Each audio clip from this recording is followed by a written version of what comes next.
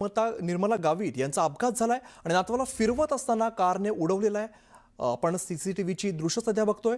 अपघातामध्ये निर्मला गावित या गंभीर जखमी झालेल्या आहेत। नाशिकमधील खाजगी रुग्णालयामध्ये सध्या अतिदक्षता विभागात त्यांच्यावरती उपचार सुरू आहेत। आणि याचा आढावा घेतलाय आमचे प्रतिनिधी लक्ष्मण घाटोळ यांनी। बघूया।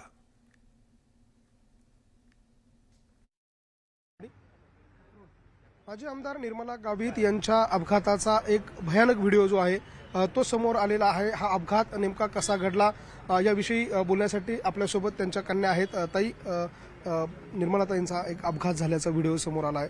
व्हिडिओमध्ये विचित्र अपघात दिसतोय, गंभीर पद्धतीने मार लागल्याचं दिसतंय। काय नेमकं घडलं आणि काय?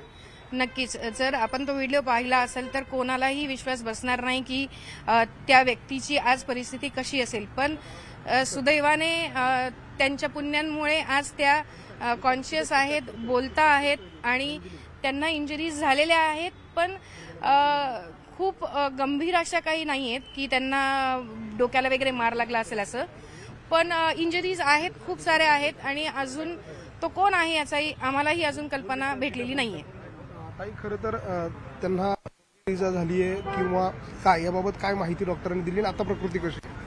त्यांना खरं तर उजव्या बाजूला खूप लागलंय। त्यांच्या हाताला, त्यांच्या उजव्या पायाला, गुडघ्याला, कमरेला बऱ्यापैकी लागलेला आहे।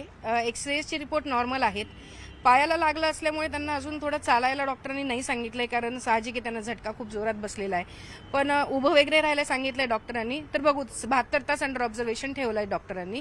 त्याच्यानंतर पुढचे काही टेस्ट असतील ते करूयात आपण। त्यांची प्रकृती कशी? प्रकृती चांगली आहे त्यांची, त्या बोलतायत, पण दुखतं आहे त्यांना त्रास होतोय। त्यांना खूप ब्लड वगैरे गेलंय त्यांचं। काल मुक्कामार बऱ्याच ठिकाणी लागलेला आहे त्यांना। तर त्या म्हणजे आहेत, पेनमध्ये आहेत। येस, ऑब्व्हियसली आई आहे म्हटल्यावरती त्या भावना तर माझ्या होतीलच आणि अपेक्षा होती आतापर्यंत काहीतरी हे आलं पाहिजे होतं पोलिसांकडनं, पण तसं काय अजून घडलं नाहीये। ज्या व्यक्तीने उडवलं तो कोण होता त्याचा अजून तपास लागलेला नाहीये। गाडी कोणाची होती? गाडी कोणाची होती, कोण चालवत होतं, त्याचा उद्देश काय होता, अजून काहीच कळलेलं नाहीये। म्हणजे नाशिक पोलीस करतं काय याचा खूप मोठा प्रश्न आम्हालाही आलाय की ठीक आहे, सामान्य लोकांबरोबर काय परिस्थिती होत असेल। मग जर आज माजी आमदारांबरोबर जर ही परिस्थिती आहे की आता एक अर्ध्या तासात, माझ्या मते 24 तास होऊन जातील की अजून रिपोर्ट लागला नाही की कोण व्यक्ती आहे। त्यांच्यासोबत एक लहान मुलगा दिसतोय, तो कोण होता? हो, तो माझा मुलगा होता, 2 वर्षाचा अन्वित। त्यांनी तिला पाहिलं जाताना बाहेर, तर तो हट्ट करू लागला की मी पण तुझ्या सोबत येतो। तिचा उद्देश होता की ट्रॅकवरती त्याला सोबत नेऊयात, तो बॉल खेळेल, त्याची केअरटेकर सोबत होती आणि मम्मी वॉक करणार होती। पण त्या वॉकचा ह्याच्यात रूपांतर होईल असं आम्हाला नव्हतं एक्सपेक्टेड। त्याला काही लागलेलं नाही? त्याला काहीच लागलं नाही। आपण बघतोय निर्मला गावित यांच्या कन्या आपल्या सोबत होत्या, त्या भावनिक झालेल्या आहे।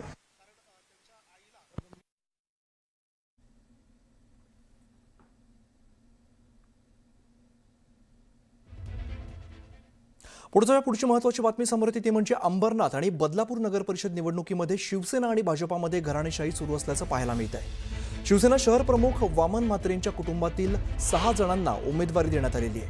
नगराध्यक्षपदासाठी पत्नीला उमेदवारी देण्यात आली आहे, तर मुलगा, भाऊ, भाऊजय, पुतण्या यांना सुद्धा उमेदवारी दिल्यामुळे राजकीय वर्तुळात जोरदार चर्चा सुरू झाल्यात। गाडी आली, मी म्हणजे अक्षरशः रस्त्याच्या बाजूला होते, परंतु मागून येऊन गाडीने मला कसा डॅश मारला तो माझ्या काही लक्षात आलं नाही।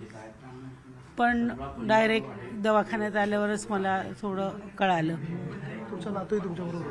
हो। किती वाजता घडलं हे?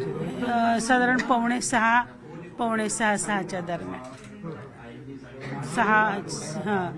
5:50 वगैरे असं। ज्या गाडीने उडवलं तो गाडीवाला थांबला होता का नंतर? नाही, तो गाडीवाला निघून गेला। आता पोलीस यंत्रणेला कळवलं, आता पोलीस यंत्रणेचा तपास चालू आहे। अजून तरी मला वाटतं त्यांना तो माणूस भेटलेला नाही।